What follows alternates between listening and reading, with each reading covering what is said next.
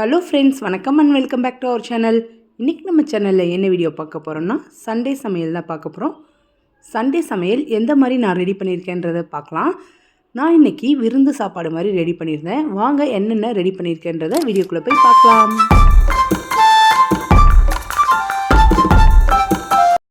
இன்றைக்கி விருந்து சாப்பாடு ரெடி பண்ணுறதுக்காண்டி கொஞ்சமாக மீன் வாங்கியிருந்தோம். மீனை வாங்கி நல்லா சுத்தம் பண்ணி எடுத்து வச்சுக்கிட்டேன். 400 கிராம் அளவுக்கு மட்டன், அதையுமே நல்லா சுத்தம் பண்ணியாச்சு. சிக்கன் 1 கேஜி வாங்கியிருந்தோம். அதை 2ஆக டிவைட் பண்ணியாச்சு. பண்ணிவிட்டு கொஞ்சத்தை 65க்கு ஏற்ற மாதிரி குட்டி குட்டியாக க்யூப் சைஸில் கட் பண்ணி எல்லாத்தையும் சுத்தம் பண்ணி எடுத்து வச்சுருக்கேன்.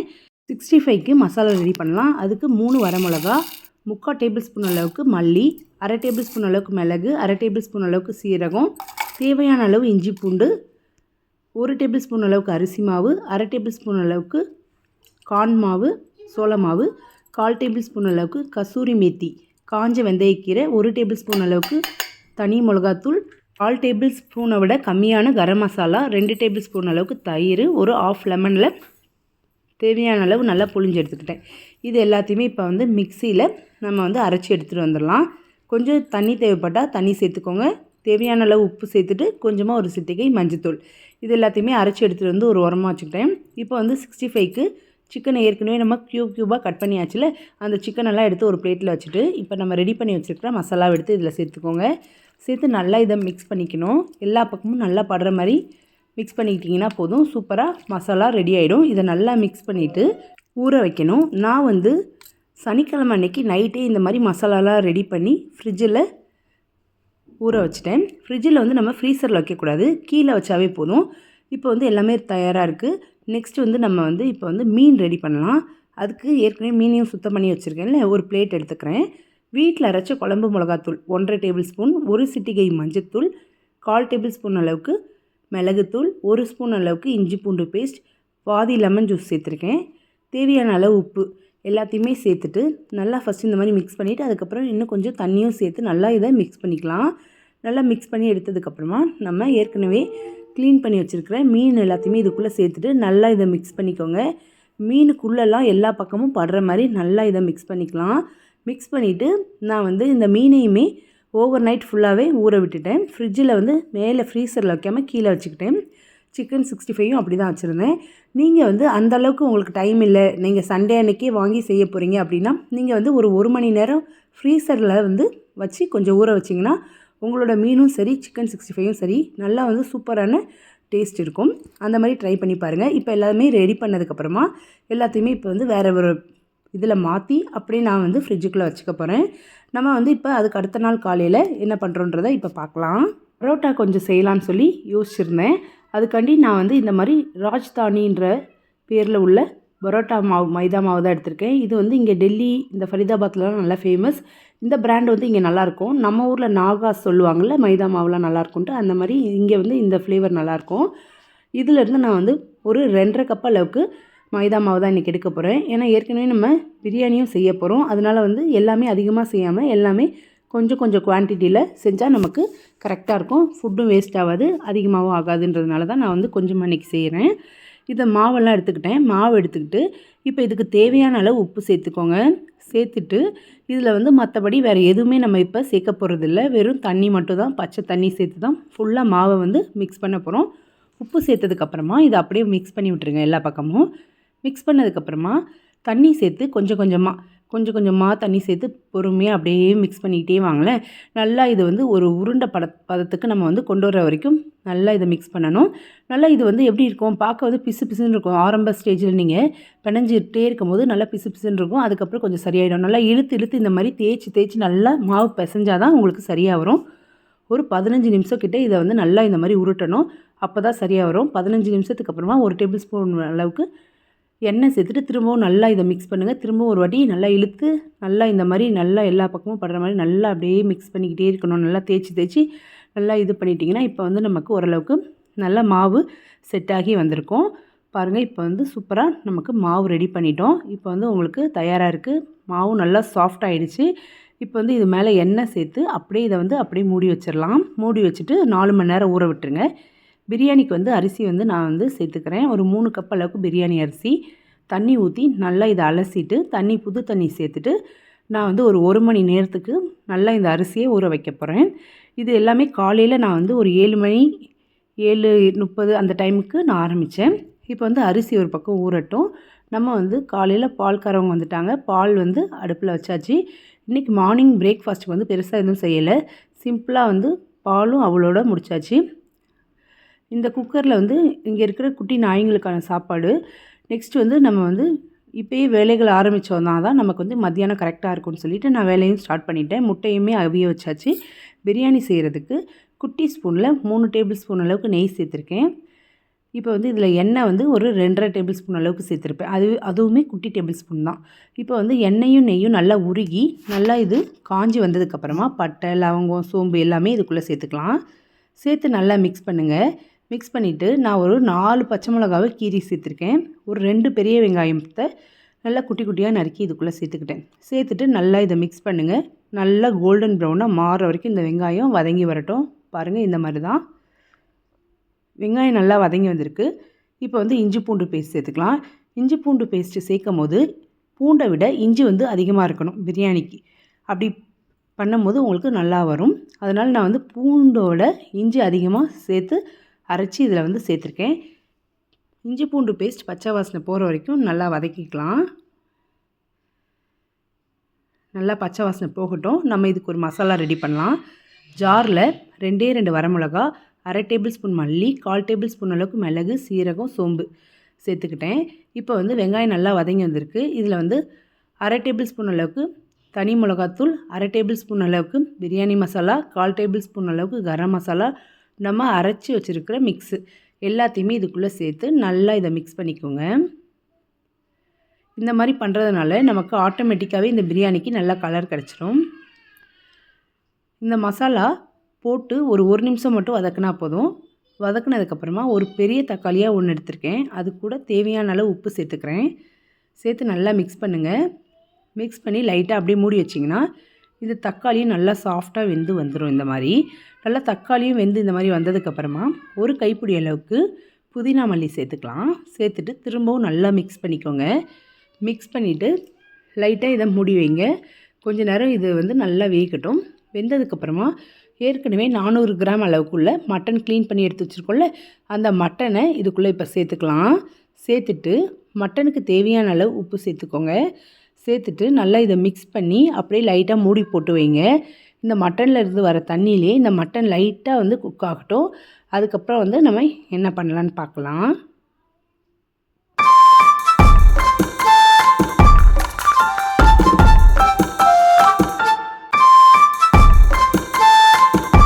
மட்டன் வேகட்டும். இங்கே வந்து நம்ம சிக்கன் குருமாக்கு ரெடி பண்ணிடலாம். அதுக்கு ஸ்டவ் ஆன் பண்ணி பேனில் 3 வரமிளகா, 1/2 டேபிள் ஸ்பூன் அளவுக்கு மல்லி, 1/4 டேபிள் ஸ்பூன் அளவுக்கு மிளகு, 1/4 டேபிள் ஸ்பூன் அளவுக்கு சீரகம், 1/4 டேபிள் ஸ்பூன் அளவுக்கு சோம்பு சேர்த்து நல்லா இதை ஃப்ரை பண்ணிக்கலாம். ஒரு 2லேருந்து 3 நிமிஷம் ஃப்ரை பண்ணி எடுத்தால் போதும். இப்போ ஸ்டவ் ஆஃப் பண்ணிவிட்டு அதை வேறு பக்கம் எடுத்து நான் அரைச்சி வச்சுக்கிட்டேன். மட்டன் லைட்டாக வெந்து வந்ததுக்கப்புறமா இதில் வந்து இப்போ தண்ணி சேர்த்துக்கலாம். நான் வந்து மொத்தம் 3 கப்பு பாஸ்மதி அரிசினால் 4.5 கப் அளவுக்கு தண்ணி சேர்க்கணும். நான் இப்போ வந்து இதில் வந்து ஒரு 3 கப் அளவுக்கு மட்டும் தண்ணி சேர்த்து நல்லா இதை மிக்ஸ் பண்ணி அப்படியே மூடி போட்டு லோ ஃப்ளேமில் ஒரு 3 விசில் வைக்க போகிறேன். வச்சோன்னா நமக்கு மட்டன்லாம் நல்லா வெந்து வந்துடும். இப்போ இது ஒரு பக்கம் ரெடி ஆகட்டும். நெக்ஸ்ட் வந்து நான் வந்து சிக்கன் 65 ஃப்ரை பண்ண ஆரம்பிக்க போகிறேன். சிக்கன் 65 நல்லா ஊறி வந்திருக்கு. ஊறி வந்ததை என்ன பண்ணணும்னா திரும்பவும் மொத்தமாக எல்லாத்தையும் ஒன்று போல் நல்லா கலந்து விட்டுருங்க. கலந்து விட்டுட்டு நம்ம எண்ணெய் காஞ்சதுக்கப்புறமா எண்ணெயில் வந்து இது எல்லாத்தையுமே சேர்த்துக்கலாம். சேர்த்து 2 பக்கமும் நல்லா வேக விட்டுருங்க. இன்னொரு பக்கம் என்ன பண்ணேன், இன்னொரு அடுப்புலனா இன்னும் கொஞ்சம் எண்ணெய் சேர்த்து வேறு ஒரு பாத்திரத்தில் மீன் பொரிக்கிறதுக்கும் எண்ணெய் சேர்த்துட்டேன். எண்ணெயும் நல்லா ஹீட் ஆனதுக்கப்புறமா மீனையுமே நல்லா கையை வச்சு நல்லா மிக்ஸ் பண்ணணும். ஏன்னா நம்ம ஒரு நாள் நைட்டு ஃபுல்லாக விடுறதுனால கொஞ்சம் தண்ணிலாம் இந்த லெமன் சாரெலாம் கீழே போயிருக்கும். நல்லா இப்போ மிக்ஸ் பண்ணும்போது தான் இன்னும் எல்லாமே சேர்ந்து வரும். இந்த மீனையுமே எடுத்து இந்த பாத்திரத்தில் எல்லாத்துலேயும் எண்ணெய் சூடான பாத்திரத்தில் மீனையுமே நல்லா தனித்தனியாக தள்ளி வச்சுட்டேன். மீனும் நல்லா அது வெந்துட்டுருக்கு. இந்த சைடில் வந்து பார்க்கும்போது சிக்கன் 65 ரெடி ஆகிருக்கு ஒரு பேட்ச்சு. இதை வந்து எடுத்து மாற்றி வச்சுட்டு அடுத்த பேட்சும் அங்கே போட்டுட்டு அடுத்து மீனை வந்து பார்க்கலான்னு வந்தேன். மீன் வந்து லைட்டாக வெந்துட்டு இருந்துச்சு. இது வந்து நான் வந்து கொஞ்சம் சிம்மில் வச்சுட்டேன் போல். அடுத்த உடனே நான் வந்து ஃப்ளேமை வந்து மாற்றி மீடியம் ஃப்ளேமில் வச்சேன். மீடியம் ஃப்ளேமில் வச்சுட்டா நமக்கு ஓரளவுக்கு சீக்கிரமாக வெந்துடும். இது ரொம்ப பெரிய மீனும் கிடையாது, கொஞ்சம் குட்டி மீனுன்றதுனால ஓரளவுக்கு மீடியம் ஃப்ளேம்லேயே வச்சு நம்ம வேக வச்சோன்னா ரொம்ப சூப்பராக கிறிஸ்பியாக நமக்கு வந்து ரெடி ஆகிடும். இப்படி மீன்களை நான் வந்து இந்த மாதிரி திருப்பி விட்டுட்ருக்கேன். மீன்கள் ரெடி ஆகட்டும். அடுத்த பேட்ச் சிக்கன் 65 ரெடி ஆகிருக்கு. அதையுமே நான் வந்து மாற்றி எடுத்து வச்சுக்கிட்டேன். இங்கே வந்து பார்த்தோன்னா மீனும் நல்லா சூப்பராக ரெடி ஆகிடுச்சு. பாருங்கள், பார்க்கவே ரொம்ப சூப்பராக இருக்குது. டேஸ்ட்டுமே நல்லா இருந்துச்சு. இந்த மீன்கள் எல்லாத்தையுமே நான் வந்து இந்த மாதிரி வேறு ஒரு பிளேட்டில் மாற்றி வச்சுக்க போகிறேன். இப்போ எல்லா மீன்களையும் மாற்றி வச்சாச்சு. மீன்கள்லாம் ரொம்ப சூப்பராக ரெடியாகி வந்திருக்கு. சிக்கன் 65யும் ரெடி ஆகிடுச்சு. இப்போ வந்து எல்லாமே ரெடி பண்ணி வச்சாச்சு இது வரைக்கும். இப்போ நெக்ஸ்ட்டு நம்ம என்ன பண்ண போகிறோம் அப்படின்னு பார்த்தீங்கன்னா, சிக்கன் குருமா தான் செய்ய போகிறோம். அதுக்கு வந்து ஸ்டவ் ஆன் பண்ணி குக்கரில் எண்ணெய் சேர்த்துக்கோங்க. எண்ணெய் சூடானோடனே பட்டை, லவங்கம், கிராம்புலாம் சேர்த்துட்டு 2 பச்சை மிளகா, குட்டி குட்டியாக நறுக்குன வெங்காயம் எல்லாத்தையுமே சேர்த்துட்டு ஒரு 2லேருந்து 3 நிமிஷம் நல்லா வதக்கிக்கலாம். வெங்காயம் வதங்கி வரட்டும். மட்டன் ரெடி ஆகிடுச்சு. விசில்லாம் ஓப்பன் பண்ணிவிட்டு நான் வந்து லைட்டாக வந்து சிம்மில் போட்டு வச்சுருந்தேன். இதில் வந்து தேவையான அளவு தயிர் நான் வந்து ஒரு 2 டேபிள் ஸ்பூன் அளவுக்கு சேர்த்துருக்கேன். ஒரு ½ லெமன் சேர்த்துருக்கேன். சேர்த்துட்டு நல்லா இதை மிக்ஸ் பண்ணிக்கிட்டேன். நல்லா இதை மிக்ஸ் பண்ணிவிட்டு இதை வந்து கொஞ்சம் லைட்டாக கொதிக்க விடுங்க. லைட்டாக கொதித்து வந்ததுக்கப்புறமா நம்ம ஏற்கனவே 3 கப்பு தண்ணி ஊற்றிட்டோம்ல, பேலன்ஸ் இன்னும் 1½ கப்பு தண்ணி இருக்குது. அந்த 1½ கப்பு தண்ணி, தேவையான அளவு உப்பு எல்லாத்தையுமே சேர்த்துட்டு நம்ம வந்து ஏற்கனவே ஊற வச்சுருந்த அரிசியை, தண்ணி எல்லாத்தையுமே வடிகட்டி இதுக்குள்ளே சேர்த்துக்கலாம்.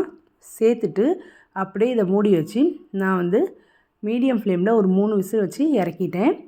இப்போ வந்து வெங்காயமும் சூப்பராக தயாராகிருக்கு.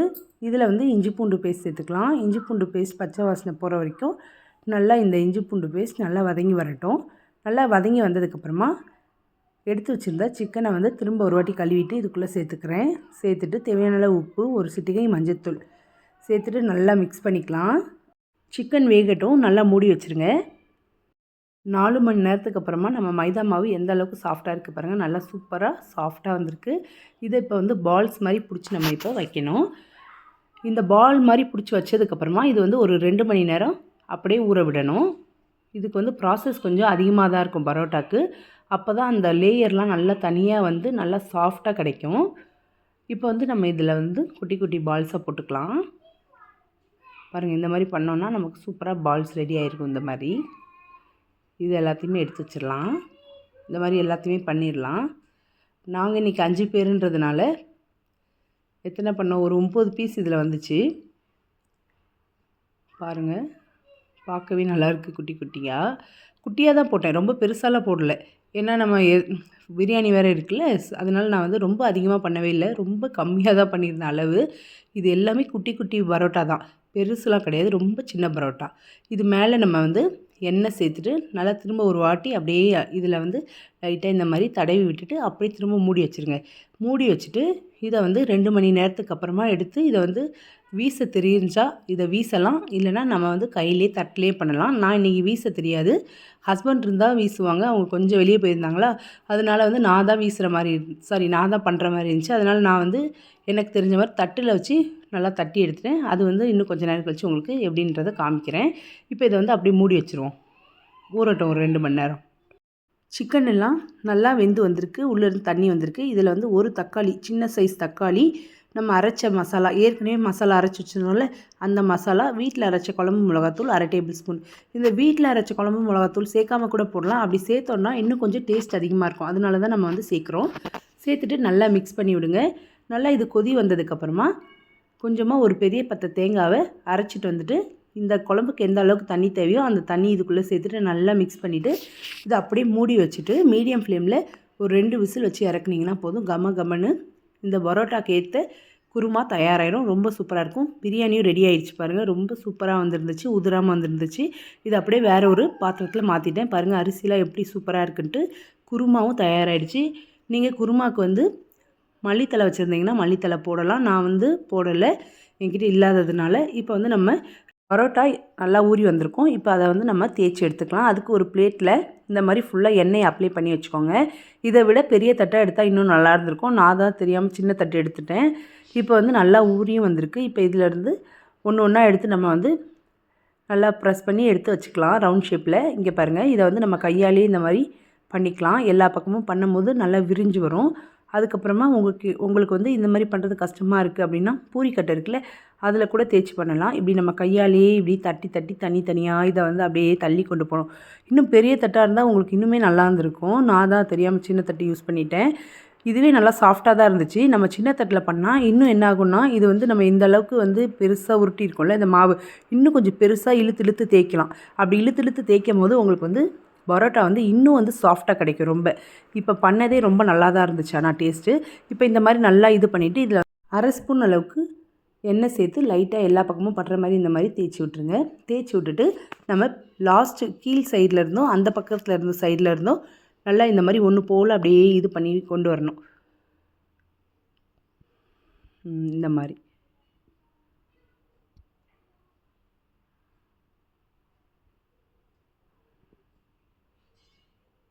பாருங்கள், இந்த மாதிரி வந்துடுச்சா? இப்போ வந்து இதை வச்சு அப்படியே லைட்டாக சுற்றுங்க. இந்த மாதிரி சுற்றுங்களேன். சுற்றும் போது என்ன ஆகும் அப்படின்னா, இது இன்னும் கொஞ்சம் நல்லா அப்படியே பெருசாகும். ஆனதுக்கப்புறமா இந்த மாதிரி ரவுண்ட் பண்ணி வச்சிட்டோன்னா போதும். சூப்பராக பரோட்டாவுக்கு மாவு ரெடி ஆகிடுச்சு. இப்போ இதே மாதிரி எல்லாத்தையுமே நான் ரெடி பண்ணி எடுத்து வச்சுக்க போகிறேன். இது மாதிரி பண்ணிவிட்டு ஒரு 1/2 மணி நேரம் நம்ம திரும்பவும் இதில் கொஞ்சமாக லைட்டாக ஒரு ட்ராப் இல்லை 2 ட்ராப் எண்ணெய் இது மாதிரி சேர்த்துட்டு திரும்பவும் வந்து ஒரு 1/2 மணி நேரம் உங்களுக்கு அப்படி டைம் இல்லை அப்படின்னா ஒரு 10 நிமிஷமாவது ஊற விட்டுறணும். மூடி போட்டு ஊற விட்டுறலாம்.